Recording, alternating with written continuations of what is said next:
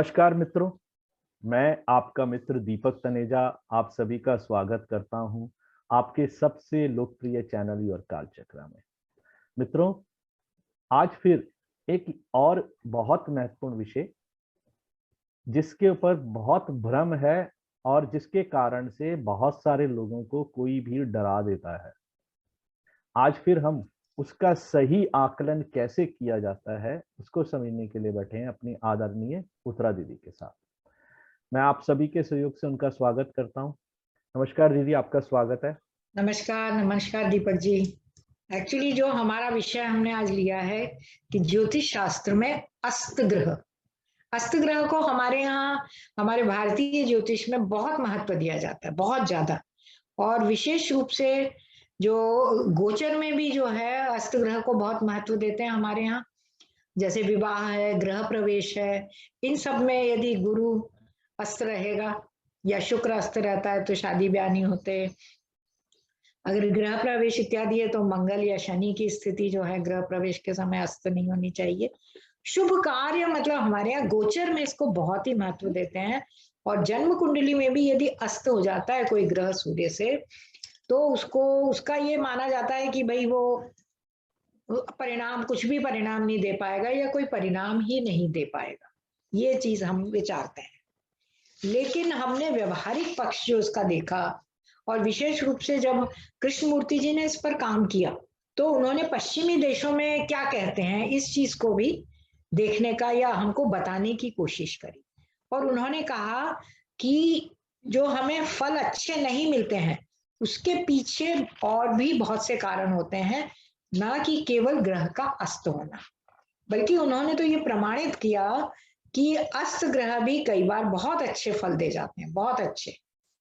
और इसके लिए उन्होंने हर ग्रह को लेकर अलग अलग जो है उनके विचार हमारे समक्ष रखे हैं। इसमें सबसे पहले जैसे हम देखें कि चंद्रमा, सूर्य और चंद्रमा जो हैं बहुत नजदीक आ जाते हैं एक दूसरे के, तो कायदे से हम अमावस्या मानते हैं। और अमावस्या के दिन चंद्रमा की स्थिति जो है अवश्य हम लोग कमजोर मानते ही हैं।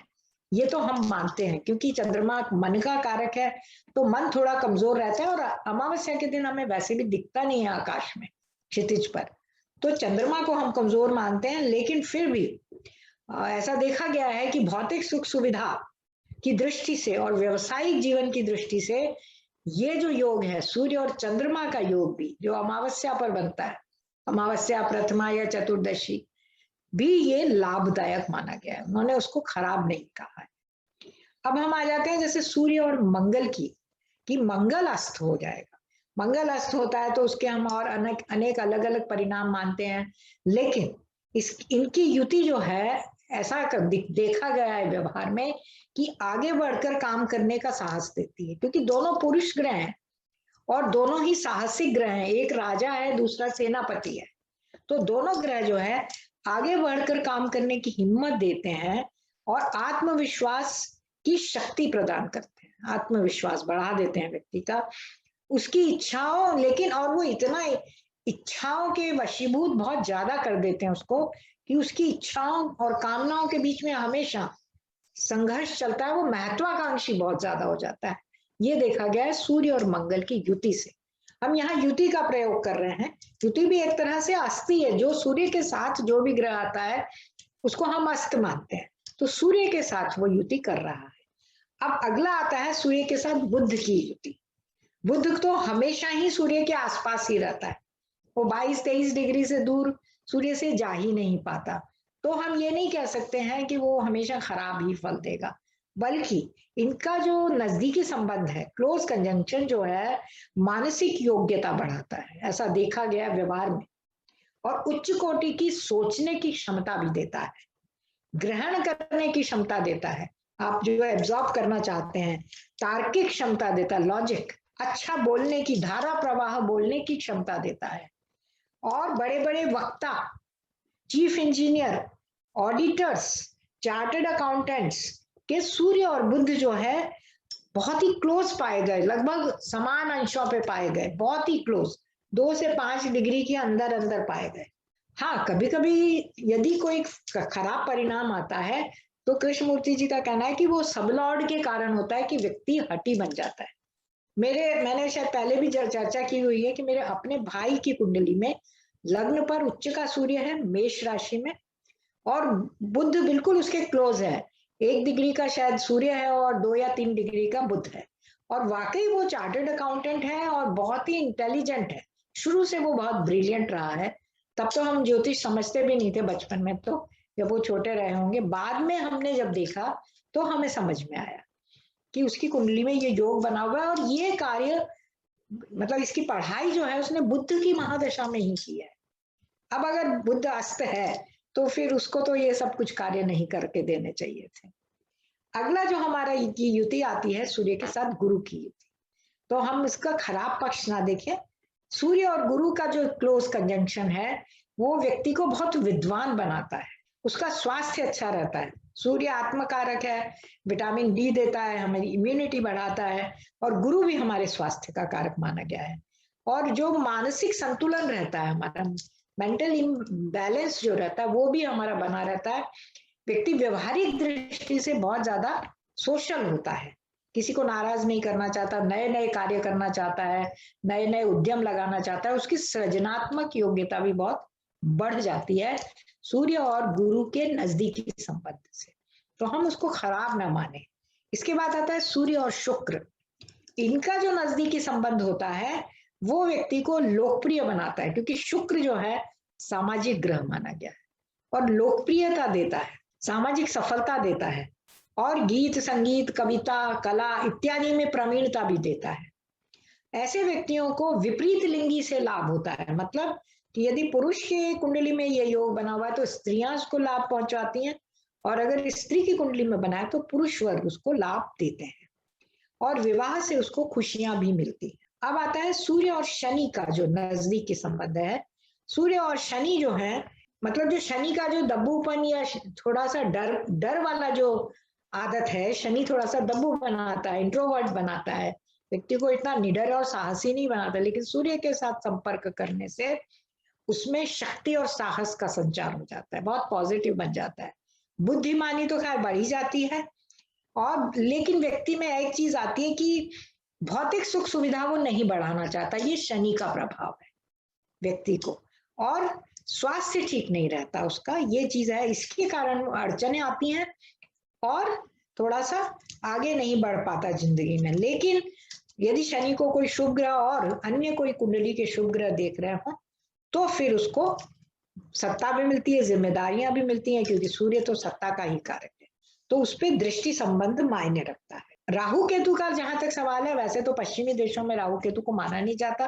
कृष्णमूर्ति जी ने इसके ऊपर रिसर्च करके जो कंक्लूजन निकाले हैं, तो राहु केतु के साथ यदि सूर्य होता है, सूर्य यदि होता है तो एक तो हम जानते हैं कि यदि बहुत ही क्लोज होते हैं और चंद्रमा भी सामने आ जाता है तो ग्रहण हो जाता है, लेकिन इसके अलावा राहु या केतु जिसके भी साथ सूर्य होगा तो सूर्य की जो शक्ति है, सूर्य की जो पावर है, या जो सूर्य का जो कारकत्व है, ये दोनों ग्रह जो है ग्रहण कर लेते हैं और अपनी दशा अंतरदशा में उसी के अकॉर्डिंग जो है उनको रिजल्ट देते हैं। अब इस विषय में आगे कृष्णमूर्ति जी ने और भी चीजें लिखी हैं कि जो व्यक्ति इस विषय में खोज करना चाहते हैं उन्हें ऐसी कुंडलियां कलेक्ट करनी चाहिए, देखनी चाहिए जिनमें कुछ ग्रह अस्त हों, और उनका पता लगाएं कि उन अस्त ग्रहों की दशा में उन्हें किस प्रकार के परिणाम मिले। प्रमाण, प्रत्यक्ष को प्रमाण की क्या आवश्यकता है, हम एक्सपेरिमेंट करके देखें ना। और उन्होंने एक्सपेरिमेंट किए, और उनकी मैगजीन है एस्ट्रोलॉजिकल रिसर्च इंस्टीट्यूट मद्रास में, उन्होंने रिसर्च किया और उन्होंने पाया कि अस्त ग्रहों की दशा अंतरदशा में अच्छे या बुरे दोनों तरह के परिणाम मिले, दोनों तरह के, और जो दशा और अंतरदशा के आधार पर थे। उदाहरण के तौर पर जैसे हम धनु लग्न को ले, धनु लग्न वाले व्यक्ति के बुध अस्त था, उसके बावजूद भी उसका विवाह भी हुआ, उसकी व्यवसायिक उन्नति भी हुई। बुध सप्तमेश और दशमेश है धनु लग्न वालों के लिए, और उन्नति भी हुई, समृद्धि भी हुई। सप्तम भाव का स्वामी होने से बुध ने उनको शादी दी, और दशम भाव का स्वामी होने से उनको व्यवसायिक उन्नति मिली। अर्थात बुध का जो अस्त, कई लोग इसीलिए बुधादित्य योग मानते हैं सूर्य और बुध की युति को, उसको अस्त होना मानते ही नहीं है कि सूर्य तो, बुध तो हमेशा सूर्य के साथ रहता है, तो वो अस्त कैसा होता है। इसी प्रकार एक वृश्चिक लग्न वाले जातक के भी शुक्र अस्त था, शुक्र सूर्य के साथ अस्त था, और उसके लिए ये प्रेडिक्ट किया गया था कि इसकी शादी नहीं होगी क्योंकि शुक्र सप्तमेश था वृश्चिक लग्न के लिए। लेकिन आप मानेंगे नहीं कि शुक्र की महादशा लगते ही उस व्यक्ति का विवाह हुआ, संपन्नता आई, खुशहाली आई, पारिवारिक जीवन बहुत अच्छा रहा और सभी सुख सुविधा के साधन उपलब्ध हुए। मतलब अस्त था और यहाँ तक कि नीच भी था, क्योंकि एकादश भाव में बैठे हुए थे, सूर्य और बुध दोनों क्लोज थे। लेकिन जो बुध शुक्र को जो अपना असर देना था, शादी से संबंधित, संतान से संबंधित, क्योंकि पंचम भाव को भी वो देख रहा था, सुख सुविधाओं से संबंधित, ये सारे जो फल हैं वो उसको मिले। और शुक्र की 20 वर्षों की दशा में, और यहाँ तक कि शुक्र जो है नवम भाव से जुड़ा हुआ था, चंद्रमा के नक्षत्र में था, चंद्रमा नवम भाव में था। उन्होंने अपने उस समय में शादी के पश्चात भी और उच्च शिक्षा प्राप्त की, उच्च शिक्षा प्राप्त की और सफलता भी मिली, मतलब यहाँ तक कि टॉप वगैरह भी किया। तो आप ये नहीं कह सकते कि शुक्र ने अपने कोई परिणाम दिए ही नहीं अस्त होने के बाद।